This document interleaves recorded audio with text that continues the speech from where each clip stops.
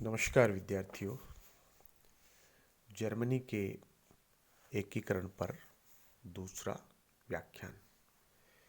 इससे पहले के व्याख्यान में हमने बात प्रारंभ की थी कि किस प्रकार से जर्मनी लगभग 300 राज्यों में विभाजित था और ये सभी राज्य पवित्र रोमन साम्राज्य के अंतर्गत माने जाते थे।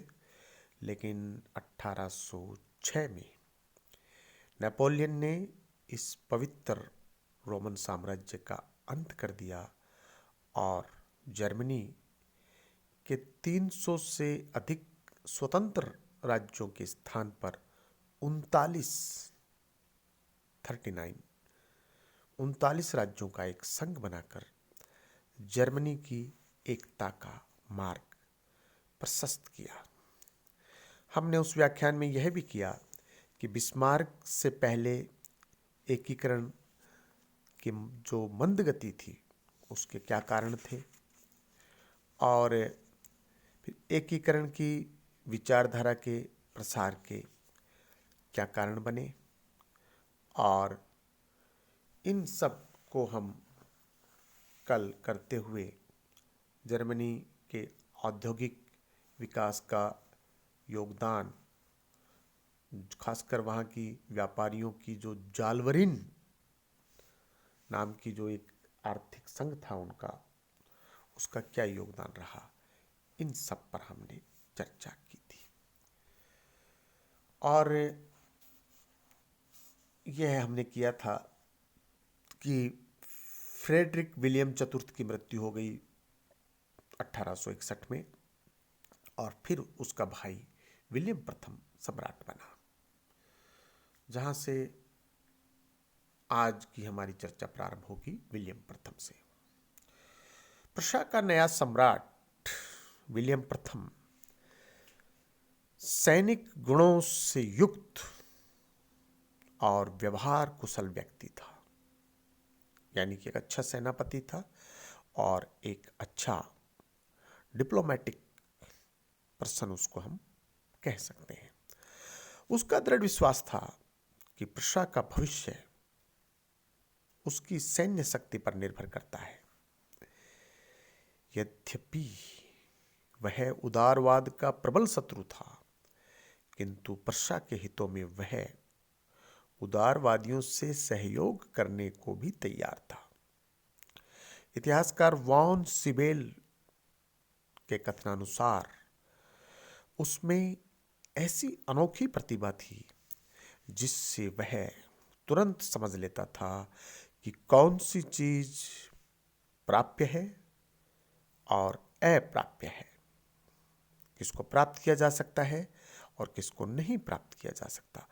उसके विचार एवं लक्ष्य स्पष्ट थे।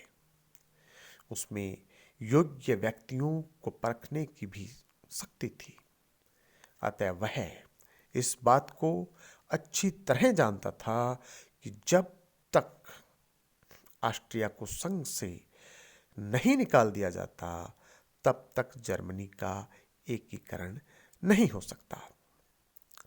ऑस्ट्रिया को जर्मनी से निकालने का एकमात्र तरीका यह था कि वह उसे युद्ध में पराजित करे, और इसके लिए आवश्यक था कि प्रशा की सैनिक शक्ति प्रबल होनी चाहिए। इसलिए उसने प्रशा की सैन्य शक्ति को बढ़ाने का निश्चय किया। अपने लक्ष्य की प्राप्ति के लिए विलियम प्रथम ने प्रशा की सैन्य शक्ति को दुगना करने की योजना बनाई। उसकी योजना थी कि शांति काल में प्रशा की सेना 2 लाख तथा युद्ध काल में लगभग 4.5 लाख होनी चाहिए। उसके युद्ध मंत्री वॉन रून तथा प्रधान सेनापति वॉन माल्टके दोनों विलियम की इस योजना का समर्थन करते थे, उसके समर्थक थे। इस योजना को क्रियान्वित करने के लिए अतिरिक्त धनराशि की आवश्यकता थी और उसके लिए प्रशा के जो वहाँ लोअर हाउस था, जो वहाँ का निम्न सदन, जैसे कि हमारे यहाँ पर लोकसभा है, निम्न सदन की स्वीकृति की आवश्यकता थी। निम्न सदन में उदारवादियों का बहुमत था, जो इन सैनिक सुधारों को ठीक नहीं समझता था। संसद ने इस योजना में कुछ संशोधन का प्रस्ताव रखा, किंतु युद्ध मंत्री वॉन रून किसी प्रकार का संशोधन करने को तैयार नहीं था। अतः संसद ने बजट पास करने से इनकार कर दिया। इस प्रकार सम्राट और संसद के बीच विवाद उत्पन्न हो गया। मार्च 1862 में सम्राट ने संसद को भंग कर दिया और नए चुनाव हुए, किंतु नए चुनावों में पुनः उदारवादियों को बहुमत प्राप्त हो गया।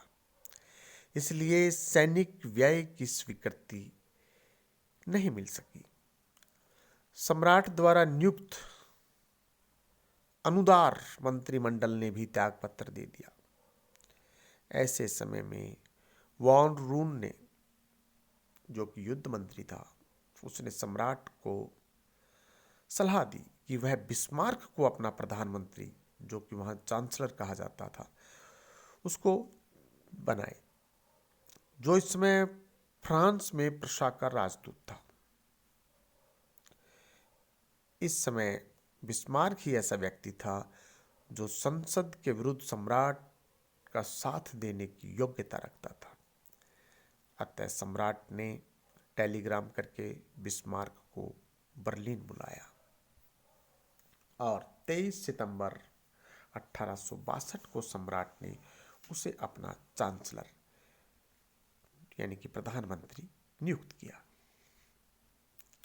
इस अवसर पर बिस्मार्क ने सम्राट को आश्वासन दिया कि श्रीमान के साथ नष्ट हो जाऊंगा, किंतु संसद के साथ संघर्ष में आपका साथ नहीं छोड़ूंगा।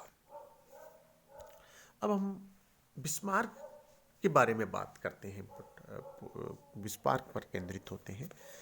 बिस्मार्क का जन्म 1 अप्रैल 1815। विद्यार्थियों, स्लाइड में 1835 दिखाई दे रहा है। आपसे ये रिक्वेस्ट है, आपको मैं आपका ध्यान इस तरफ दिलाना चाहता हूँ कि ये 1835 न होकर के 1815 है, तो कृपया इसे 1815 पढ़ें। 1 अप्रैल 1815 को जन्म हुआ ब्रेडेनबर्ग के एक कुलीन परिवार में। उसकी शिक्षा गर्टिजन और बर्लिन विश्वविद्यालयों में हुई, किंतु उसने कोई विशेष प्रतिभा का परिचय नहीं दिया अपनी स्टूडेंट लाइफ में। शिक्षा समाप्त कर उसने प्रशा के न्याय विभाग में नौकरी ज्वाइन कर ली, किंतु 1839 में उसने नौकरी से त्यागपत्र दे दिया और अगले 8 वर्ष उसने अपनी जागीर के प्रबंध और उसमें सुधार में व्यतीत किए। अपने फार्म हाउस पे वो रहा, जो भी उसका जागीर का क्षेत्र था। इस काल में उसने कृषि संबंधी ज्ञान प्राप्त किया, विदेशों की यात्रा की तथा राजनीति में भाग लेना प्रारंभ किया। इसी समय उसका संबंध ट्रिग्लाफ नामक एक समिति से हो गया, जिसका संबंध बर्लिन के अनुदार दल से था। इसी समय से वह रूढ़िवादी तथा निरंकुश शासक का समर्थन बन गया। 1847 में उसने राजनीति में प्रवेश किया।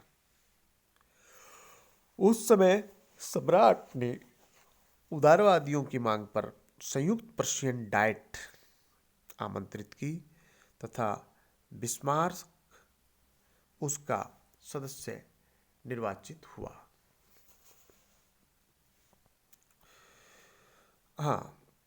इस सभा में उसने उदारवाद और क्रांति का विरोध किया था। 1847 से 1851 तक प्रशा के इतिहास में अनेक महत्वपूर्ण घटनाएं घटित हुई। इसी अवधि में 1848 में क्रांति हुई।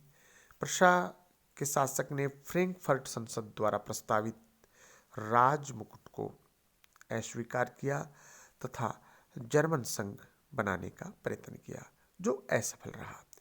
इसी काल में वह राष्ट्रीय असेंबली एवं संविधान सभा का सदस्य रहा। यहाँ उसने उदारवादियों एवं क्रांतिकारियों की कटु आलोचना की तथा निरंकुश राजतंत्र का समर्थन किया। इस प्रकार 1851 तक बिस्मार्क राजतंत्र का कट्टर समर्थक और लोकतंत्र के शत्रु के रूप में प्रसिद्धि प्राप्त कर चुका था।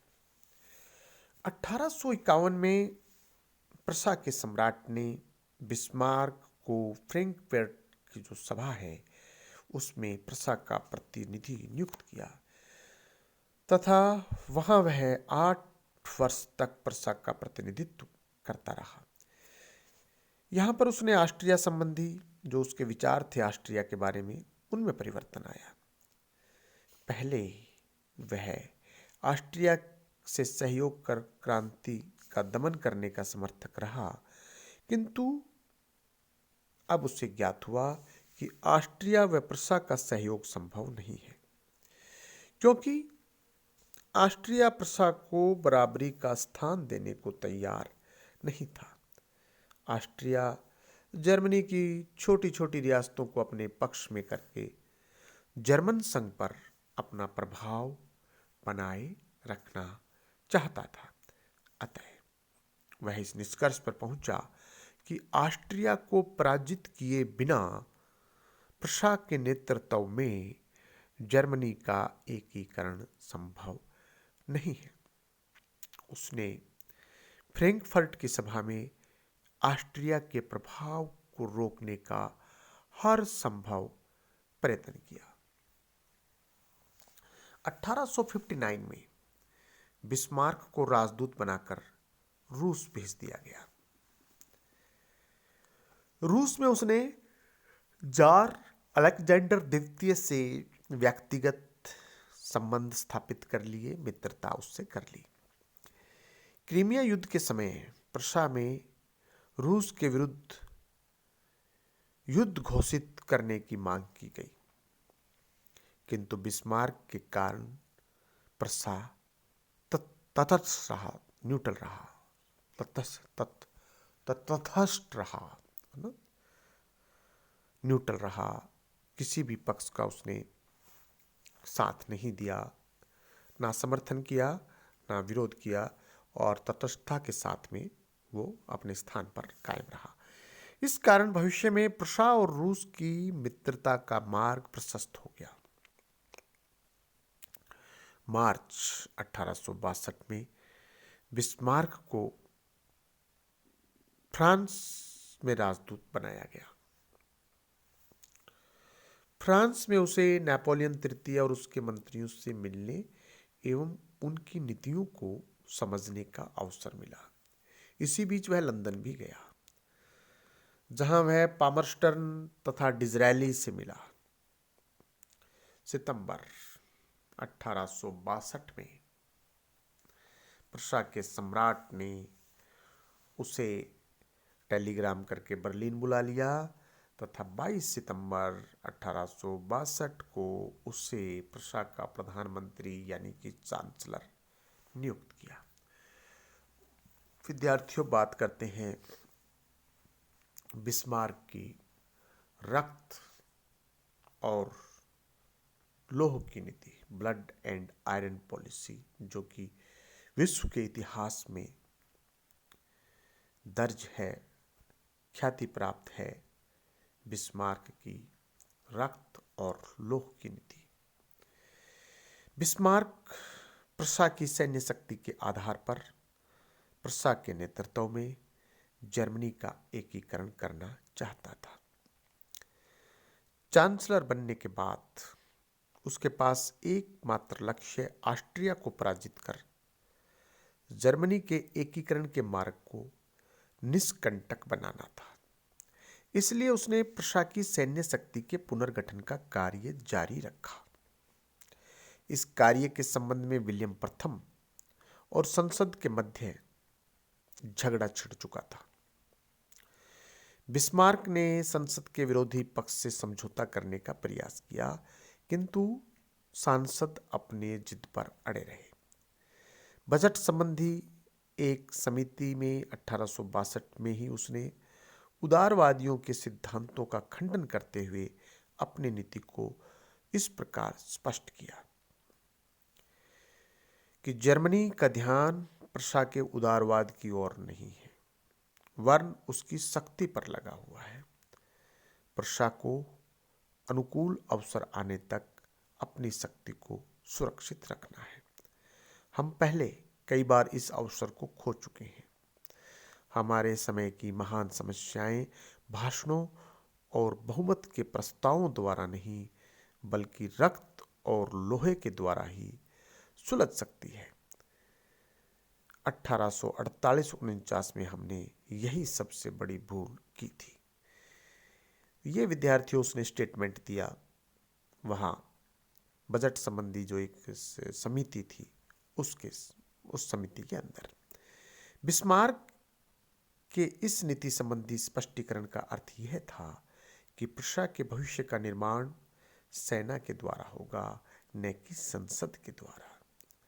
जर्मन साम्राज्य भाषणों अथवा बहुमत के प्रस्तावों पर खड़ा नहीं हो सकता, बल्कि वह तलवार का प्रयोग कर रक्त की सुदृढ़ नींव पर ही खड़ा किया जा सकता है।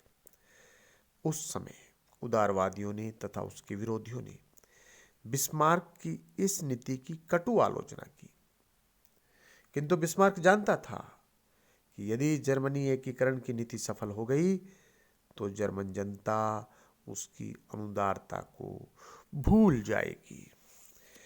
अब बिस्मार्क और संसद के बीच लड़ाई ठन गई। निम्न सदन से बजट स्वीकार करवाना बहुत कठिन कार्य था। बिस्मार्क ने इसका रास्ता भी खोज लिया। उसने निम्न सदन की अवहेलना करके उच्च सदन से बजट पास करवा लिया तथा सैनिक सुधारों के लिए आवश्यक धनराशि प्राप्त कर ली। 1862 से 1866 तक वह इसी प्रकार उच्च सदन में बजट पास करवाता रहा। यद्यपि बिस्मार्क का यह कार्य असंवैधानिक था, किंतु राष्ट्रहितों को सर्वोपरि मानते हुए उसने विधान की कोई परवाह नहीं की। 1863 में उसने कहा था, प्रशा के राजतंत्र का लक्ष्य अभी प्राप्त नहीं हुआ है, इसलिए वह अभी संसदीय पद्धति के अंतर्गत एक खिलौना बनने के लिए तैयार नहीं है। बिस्मार्क अपने आप को केवल और केवल सम्राट के प्रति उत्तरदायी समझता था। यद्यपि स्वयं सम्राट भी कभी कभी उसकी स्वेच्छाचारी नीति से घबरा उठता था, किंतु बिस्मार्क उसको समझाकर अपनी कार्यवाही पर, अपने प्लान पर, अपनी योजना पर स्वीकृति प्राप्त कर लेता था। विद्यार्थियों, यद्यपि बिस्मार्क को अपने लक्ष्य को प्राप्त करने के लिए अनेक आंतरिक एवं बाह्य कठिनाइयों का सामना करना पड़ा, किंतु वह बड़े ही धैर्य, साहस और लगन के साथ आगे बढ़ता गया। उसने प्रशा की सेना का पुनर्गठन कर उसे यूरोप में सर्वश्रेष्ठ बना दिया, बेस्ट। तत्पश्चात उसने अपनी कूटनीति द्वारा ऑस्ट्रिया को निर्बल बनाने के प्रयास प्रारंभ किए। उस समय की अंतर्राष्ट्रीय स्थिति बिल्कुल बिस्मार्क के अनुकूल थी। क्रीमिया युद्ध के कारण ऑस्ट्रिया व रूस के संबंध बिगड़ चुके थे।